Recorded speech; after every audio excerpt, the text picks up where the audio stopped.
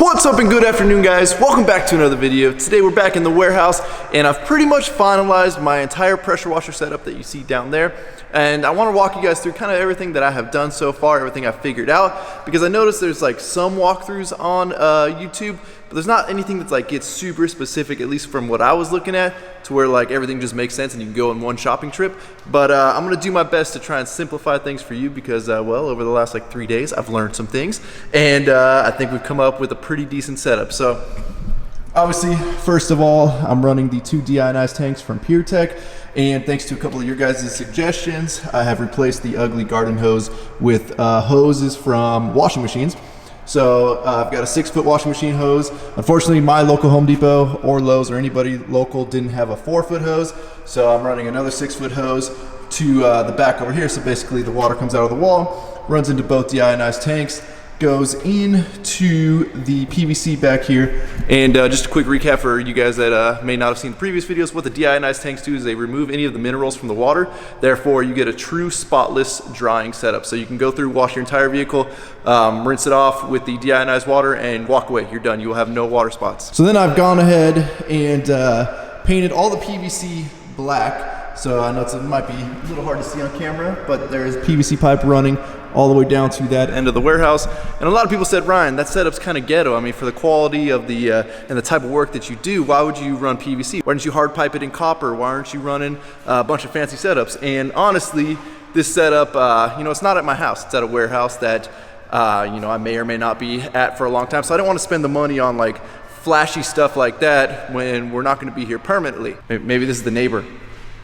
Hey, are we being too much noise? Are we too loud? Yep. Oh, what are you doing in there? I need to use the restroom. Oh, okay, have fun. Now, back over at the actual pressure washer wall-mounted setup here, I'll give you guys kind of a rundown. I've mounted a 2.5-inch ABS pipe to hold the wand, and I mean, there's 8 million different variations of setups you can do for this. I've got my hose reel, and my 50-foot hose has shown up. So obviously, most pressure washers come with a 25-foot hose, and everybody's constantly doing what I call the pressure washer shuffle, and you're trying to move the pressure washer with your gun hose coming off of it, as well as your garden hose coming out of your house. You're trying to scoot this thing around the vehicle, because really 25 feet is not enough to get around most vehicles, especially trucks. So I opted to get a 50-foot hose. This is on a 100-foot Cox reels reel, and the reason I went 100-foot instead of a 50-foot is, number one, I have the option to add more hose later, or bigger hose later, and the 100-foot reel was on sale for cheaper than the 50-foot reel. Now, that being said, I do have some issues with this reel. Number one, the swivel here, I've been working on tightening this thing down 100 times, and it's got such a slow leak, but it leaks. And then coming on the inside, you guys can see, obviously, this hose is dripping right now. I actually just fired the whole system up. These quick connects, they're not like an air hose, to where when it is off, nothing comes through. Like when you disconnect something, water will still run through. So I keep a bucket down there just for when I disconnect the wand. Any residual water that is in the hose can go into the bucket. Now, obviously, if you leave the wand attached, you won't have that issue at all. Now, aside from that leaking issue, inside of the hose reel, hey Chris, would you mind pulling this hose out for me? Thanks, buddy. You're the best. The hose reel actually works pretty nice. You can see it's got a little bit of a wobble to it. Like, it's not the, you know, I mean, for the price, I would think it'd be a little bit straighter, but it is what it is. It's a decent hose. Chris is pulling all 50 feet out over here. And here's where things started to get a little bit weird. All right, you're good, Chris. And that was hooking up the hose to the hose reel. So when I purchased this hose, I didn't realize it had quick connects on it. And the hose swivel right here comes over into a 3/8 female threaded spot right there to thread in a connector. Now, the problem with that connection is there's a lot of powder coat in there. And I tried to clean it out, but it's really hard to get in there and clean anything else. So I tried to clean it out as best I could. Teflon taped the quick connect. Well, so actually what this is a 3/8 to, I forget what size that is, but basically whatever size it goes onto the pressure washer. So it is essentially this, but it has a 3/8 male side on the end of it. So 3/8 to male to a female quick connect, which is right there, to a male quick connect, which is on the end of the hose. So all of this goes on just fine. It's really tight to get in there, as you can see. Luckily the hose isn't pinched, but getting all that in a row is tough. If you eliminated the quick connects, you would have a lot more room in there, but obviously I didn't feel like pulling apart my hose since it already came with the quick connects. But like I said, this issue here with this one leaking, I mean, it's such a small leak. They've got drain holes in here for a reason, but I've done everything I can to try and get that to stop leaking, and it won't. So I'll let it run for probably 3-4 hours pressurized, and it'll just get like a tiny little puddle in there, so it's not that big a deal. Now coming out of the wall here, so obviously this is coming from the Deionized Tanks. I'm running another hose from a washing machine, and that runs into the pressure washer. Now once again, we dealt with a lot of issues here in leaking. They send you this female to female connection, and if you flip it around the other way from the way I have it, it leaks like crazy. You flip it back this way, all of a sudden it doesn't leak anymore. So we kind of had to figure that one out the hard way with a lot of water on the floor. Then coming up here, I'm running this, I believe it is a 4-foot whip, and this is coming out of the pressurized side of the pressure washer, which normally your hose would attach to.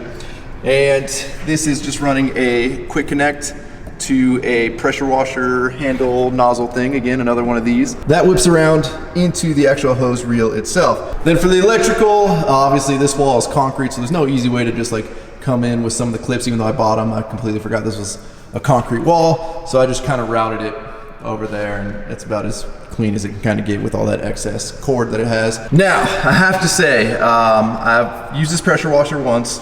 We're gonna fire it up again today and give you guys a demonstration, but this thing is absolutely killer. It is so freaking quiet. I am blown away. It's got an adjustment up here for the pressure.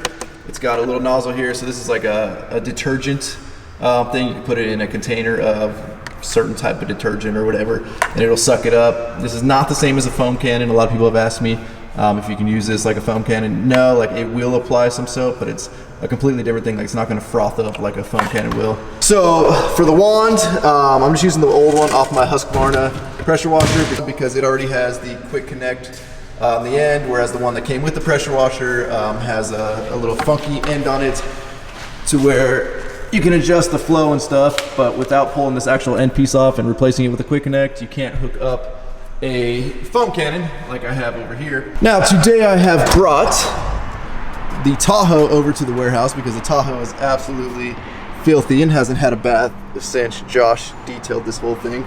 So I figured it's a perfect candidate to show you guys how the new pressure washer system works, just how quiet it is and how much quicker and easier it makes washing your vehicle. Now one big issue I've run into with the PureTech tanks is the second we fired them up, every single connection that they hooked up leaked. And I mean every single connection. I've gone through and tightened a lot of them up, but I still got a little bit of a leak out of this one, as you can see by some of the standing water there. Now this is like after being on for 3 hours, but still I shouldn't have had to go through and re-tighten every single thing on here. But we'll turn the water supply on.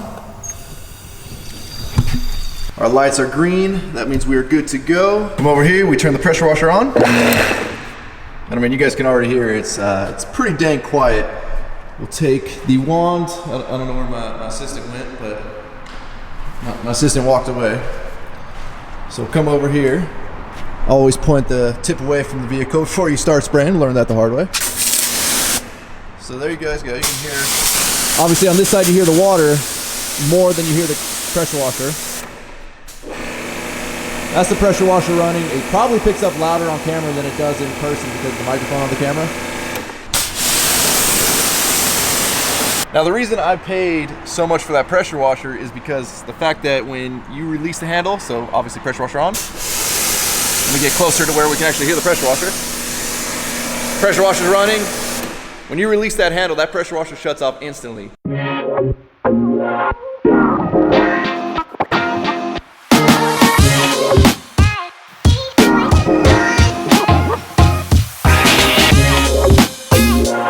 All right, well there you have it. Seriously, this took me all of maybe 10 minutes at the most to run through and rinse this thing off and give it, you know, a decent wash. That being said, it's not a full detail, but if you're talking maintenance washes, I mean, the time from just rolling that out, spraying it off, foam cannoning it, wiping it down, spraying it off again, and then all you really have to do is come back in here, roll the hose back up, go turn the water off, and you're done, versus having to pull out your pressure washer, run the hose out, set up your hose, set up your pressure washer hose, chase the thing around the vehicle 20 times, and then when you're done, now you gotta put it all away.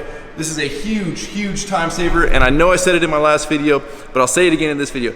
If something is easy and convenient, you're more likely to do it.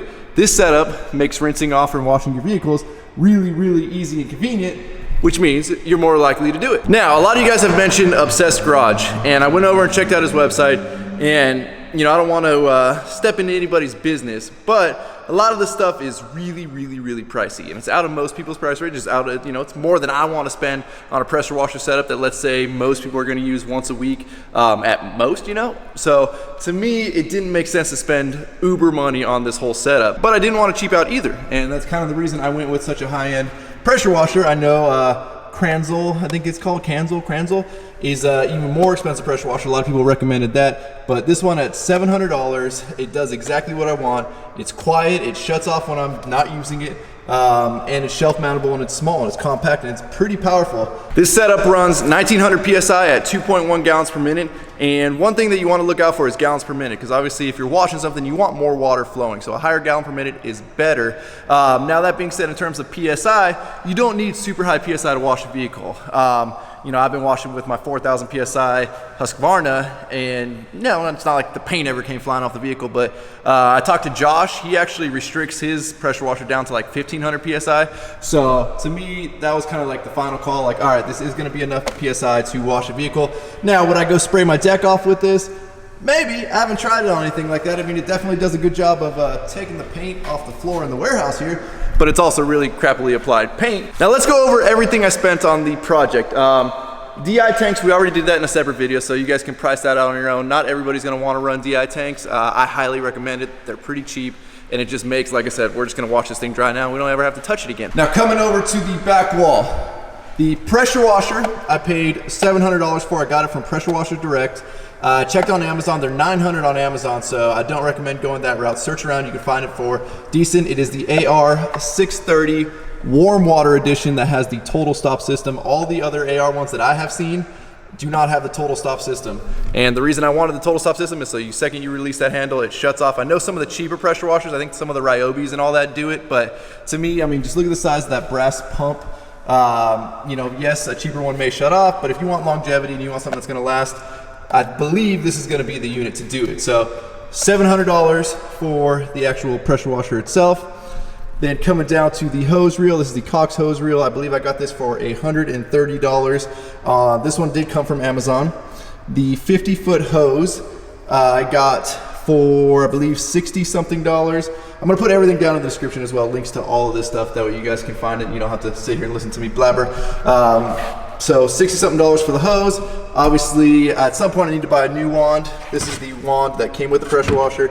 So currently I'm just using wands that I had, but you can run the one that came with it if you make a little modification to the end there. That way it will accept the quick connects for the foam cannon.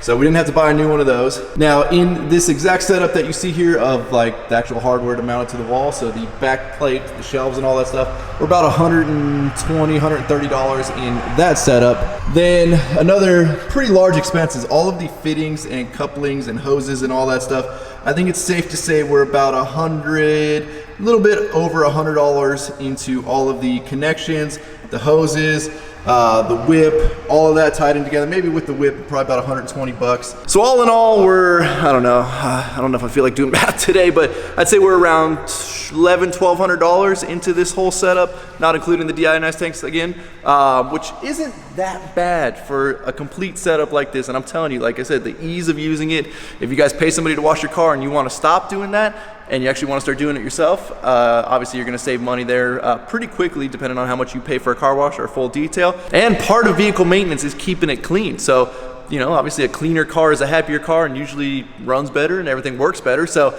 keeping it clean is kind of a long run investment for your vehicle as well. And now that I'm done washing, just take your wand, put your wand back in your wand holder. And then I like to wipe down the hose. I just use one of the old rags that I used while I was washing the vehicle, and just wind her on up.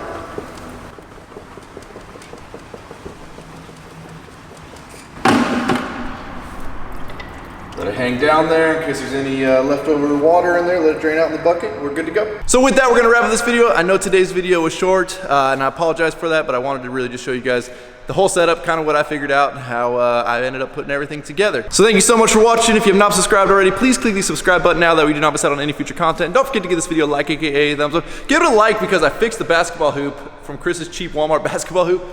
We braced it up, we're good to go. That thing works again now, so we're excited. Now, I mean, maybe that's why we're probably distracted from making videos. But regardless, don't forget to check out workforitapparel.com because if there's anything you want in this life, you gotta be willing to work for it. You guys are the best. I'm out. Damn.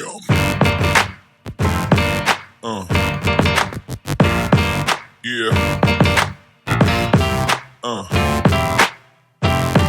Yeah.